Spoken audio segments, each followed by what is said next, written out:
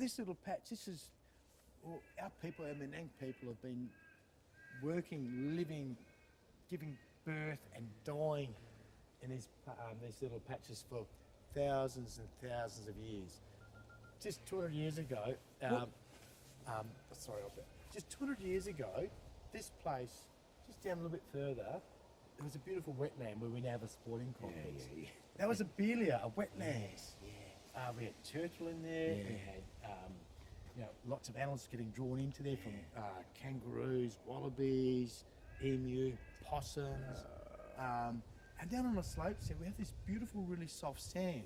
And it has been suggested that maybe there were people buried there as well. Very soft sand, very close, and just far enough away from these areas. You know what else we've spotted here? Oh, well, actually, I've seen their tracks here. Echidna, Nyengaran, Echidna. I've spotted their little tracks. They've got such distinct tracks.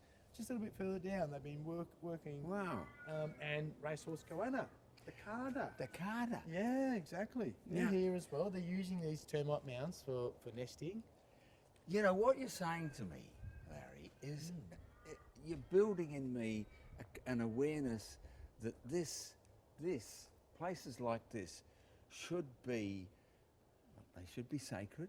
They should be perceived as of immense heritage value. That's sociological, psychological, cultural heritage value. In much the same way as name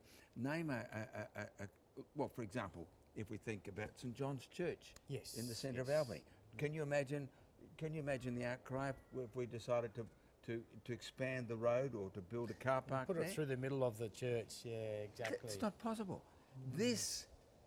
Why can't we collectively understand that places like this are the same for Menang, for Noongar, for Yamaji, for Bunaba, for Pitjantjatjara, for Wongai? Absolutely. Why can't we understand that this is the same?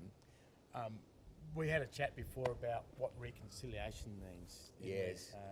What was it you said? Well, my answer to reconciliation was that if our governments, our councils are really, really serious about reconciling with our peoples all across the continent, it's not just a matter of listening and saying, oh yes, and nodding your head, and then doing completely the opposite. It's about listening and doing and helping us, protecting some of these. Yeah. That's all we're asking for. To me, that would be a really big step in reconciling with our peoples. Our elders, they don't want to be involved in these anymore. They've seen too much. They've been involved in having to forcefully clear the lands in the past. So they can't do this anymore. And I get that. But it's us up to not just my community. And when I say my Menang people, I really, everyone here is a Menang person, and I say that often. It doesn't matter our background, how many generations we've been here. We're all in Menang land, we're all Menang people, and we all have a responsibility to look after it. And when it doesn't get looked after, it really hurts us, doesn't it?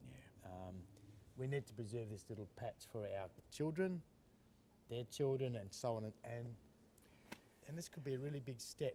And the components of this preservation are biological, they're cultural, they're religious, they're community, they're what else are they? Well, it's everything, isn't it? It really is everything. I mean, plus there's, oh look, here we go. Look, there's somebody walking Look at their dog. this. How's this? I mean,